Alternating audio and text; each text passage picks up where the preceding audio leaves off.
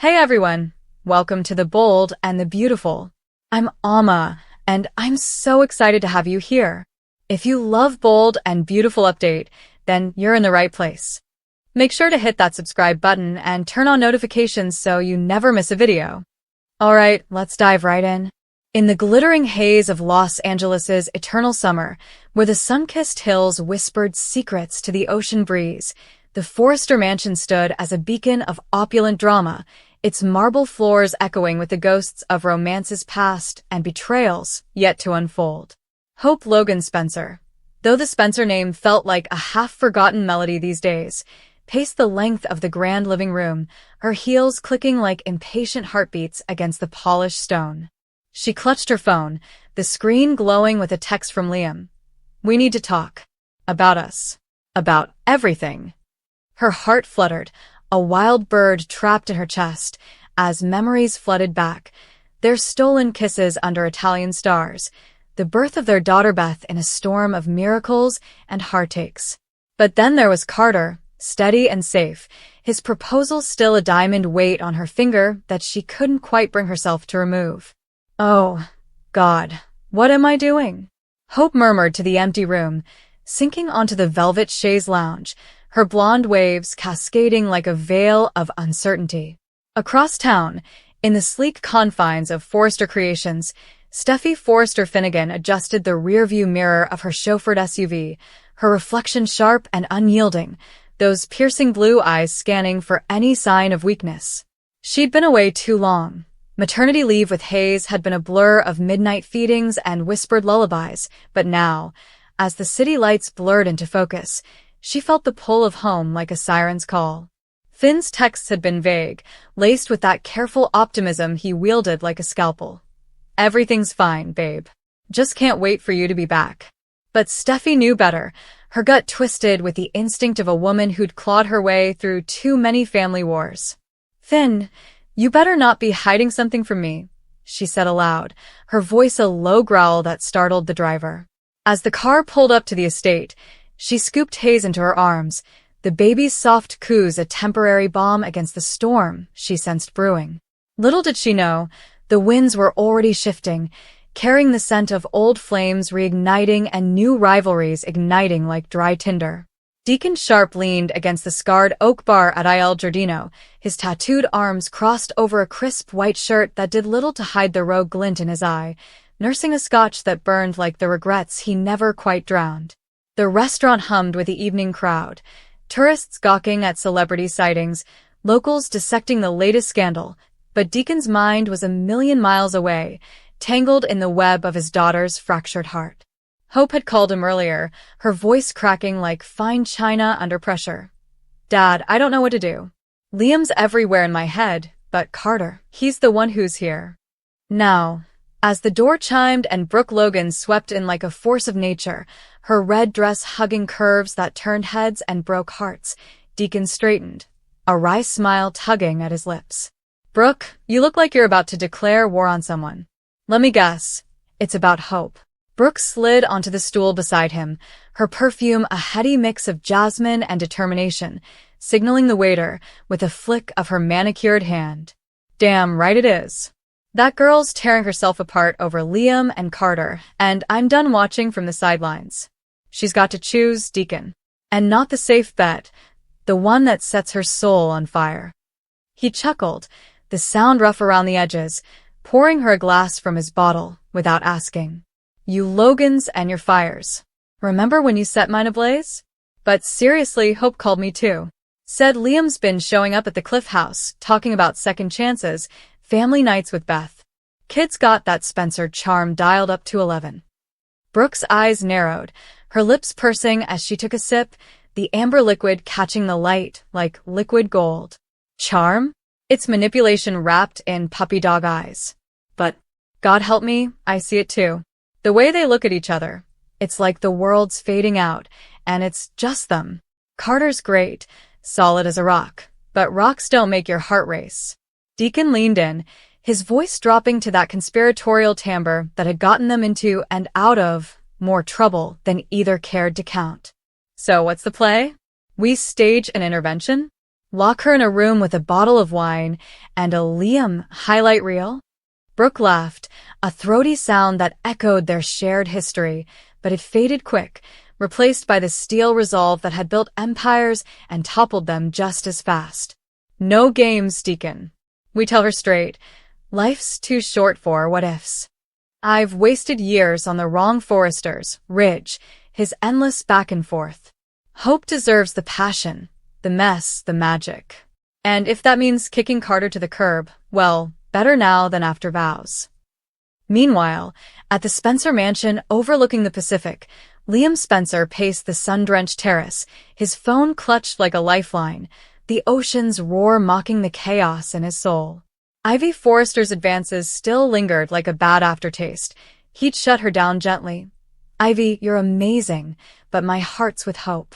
Always has been, but now, with Steffi's return on the horizon, doubt crept in like fog off the waves. What if she came back guns blazing, her marriage to Finn fraying at the edges from whatever Luna drama Finn had been cagey about? Liam ran a hand through his tousled hair, the sea salt stiffening the strands, and glanced at a photo on the outdoor table. Him, Hope, Beth, their faces lit with that rare, unfiltered joy from a picnic last summer.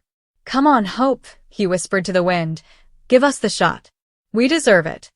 The sliding doors whooshed open, and there she was, Beth. All 5 years of precocious energy, her pigtails bouncing as she barreled into his legs. Daddy. Mommy said she's coming over later. Can we make s'mores on the beach?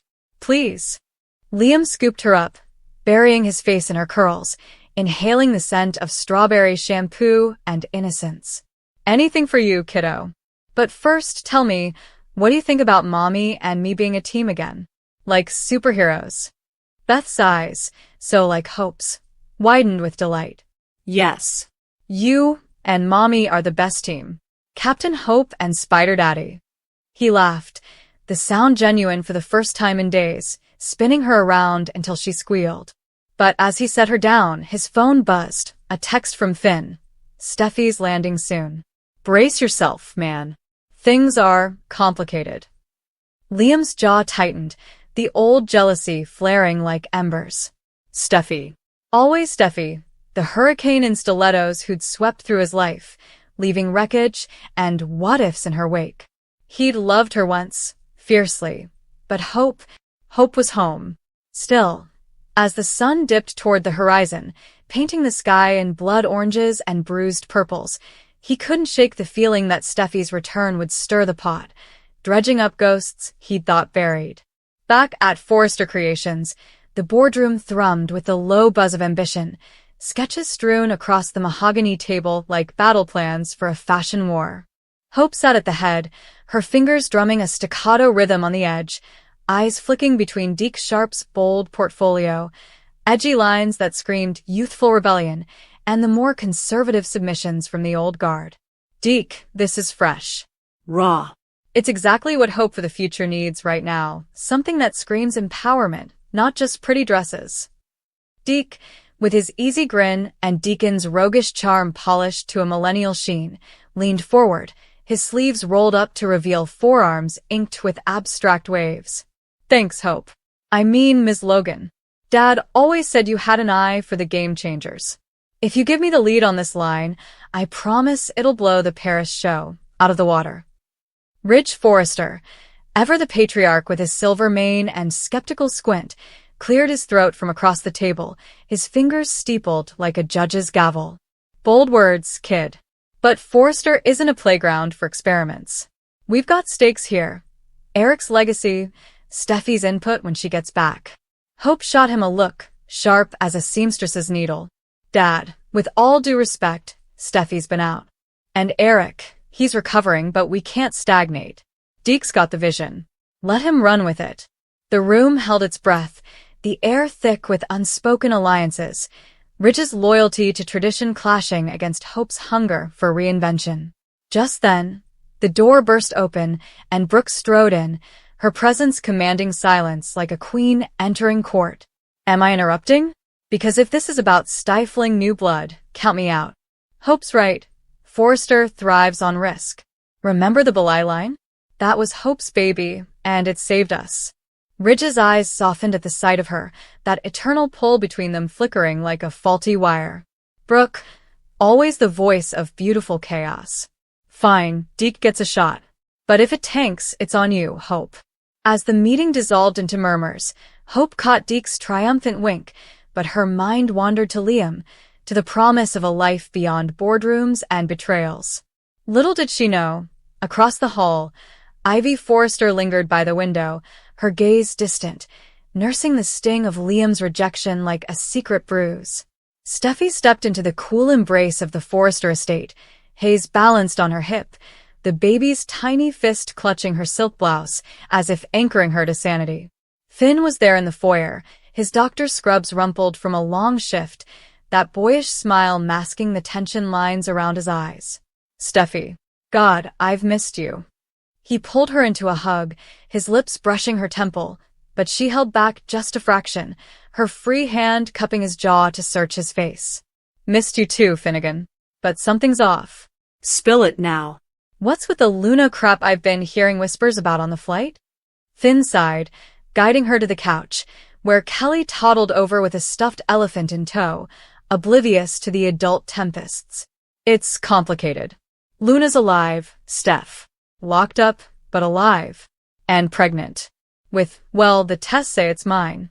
Or at least, that's what the family's scrambling to hide. Steffi's world tilted, her laugh bitter and sharp as shattered glass. Pregnant? Your ex-con cousin? The one who drugged half of LA? Finn, how the hell? Wait, no, don't answer that. This is why you sounded like a robot on the phone? Protecting me from what? The truth that our marriage is a punchline. He reached for her hand, but she pulled away, Hayes starting to fuss in her arms. It's not like that. I didn't know, Steph. Poppy kept it buried, and now with her in jail too, it's a mess. But we're solid. You, me, the kids, that's what matters. She paced, her heels sinking into the plush rug, visions of Luna's smug face from old photos fueling a fire in her belly. Solid? Try telling that to the headlines when this blows up. And what about Liam? I hear he's circling Hope like a shark. Dumped Ivy flat, from what Ridge texted. Finn's brow furrowed, surprise flickering. Liam? He's ancient history for you. Focus on us. But Steffi's mind raced, a treacherous current pulling her toward familiar shores. Liam, the one who'd always seen her fire, not feared it. As night fell, she rocked Hayes to sleep, staring out at the city lights, wondering if vulnerability was a crack in the armor or a door to something dangerously alive.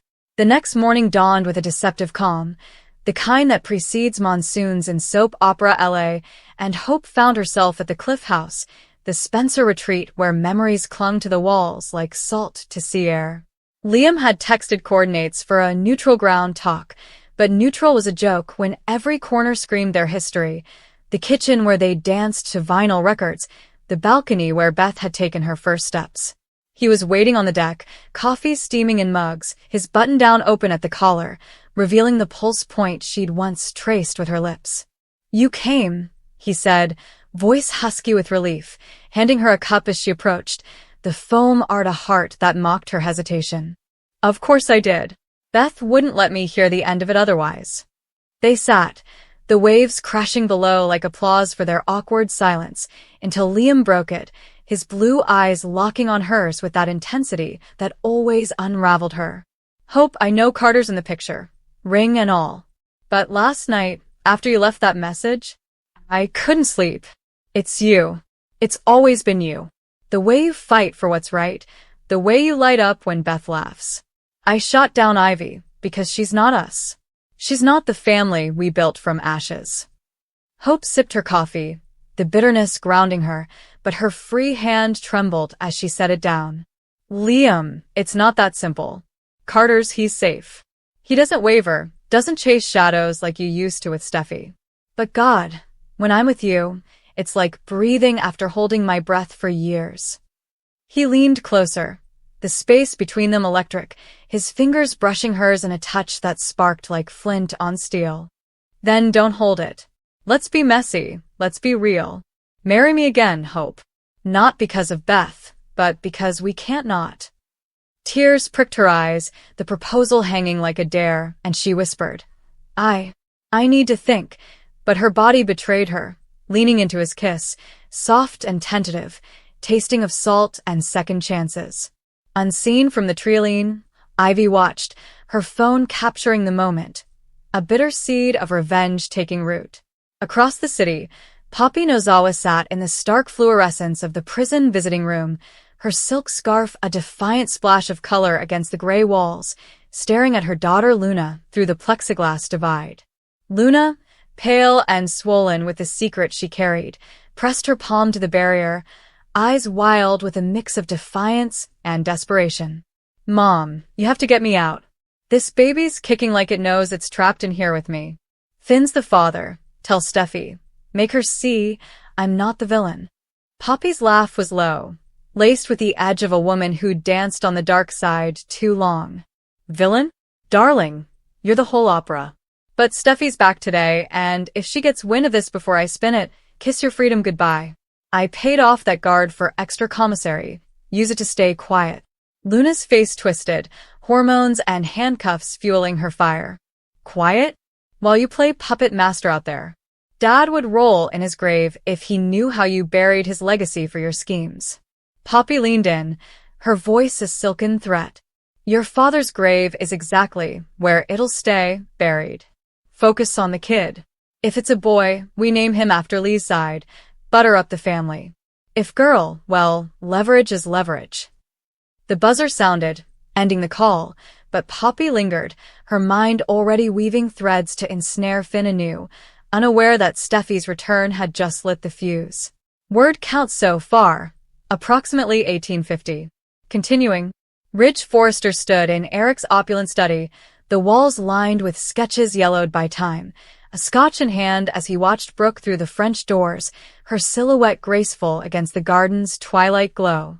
Taylor Hayes, former flame, eternal complication, had just left after a therapy session, with Deacon that Ridge suspected was anything but platonic, her parting words a velvet glove over an iron fist. Ridge, Hope's heart isn't a battlefield. Let her choose peace. But peace was a luxury in this town, and as Brooke turned, sensing his gaze, she crossed to him, her hand on his arm a spark that never quite extinguished. Penny for your thoughts, or should I say Forrester Empire? He pulled her close, the familiar curve of her fitting against him like a missing puzzle piece. Steffi's homecomings got everyone on eggshells. Finn's walking on glass, and now Hope's mooning over Liam again.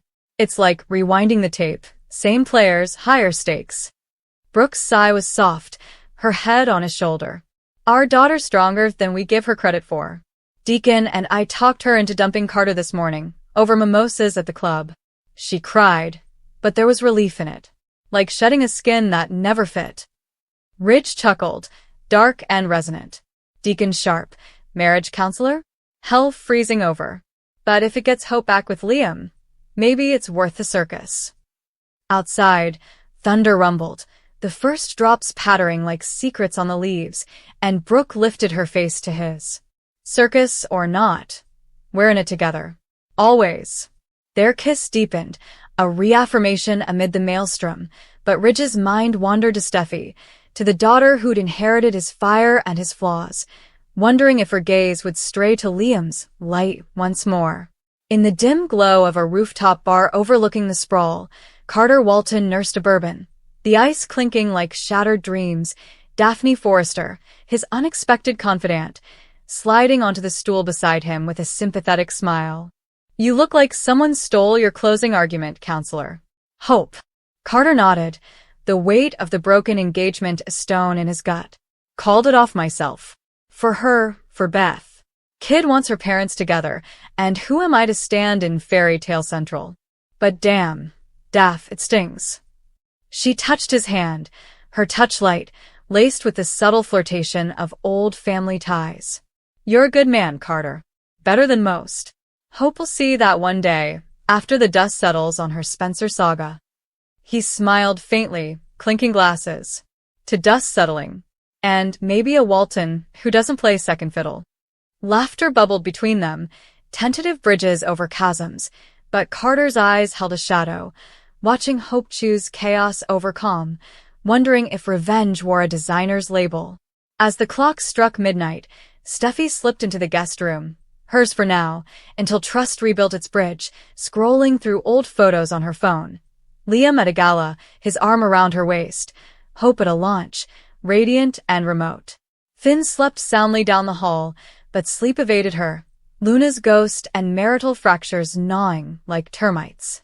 "What if," she whispered to the dark, the words a confession to no one. "I got it wrong. What if Liam was the one who saw all of me?" Dawn crept in, painting the sky with hesitant pinks, and Steffy rose, resolve hardening like couture silk. "Hope, beware, the queen was back, and thrones weren't shared."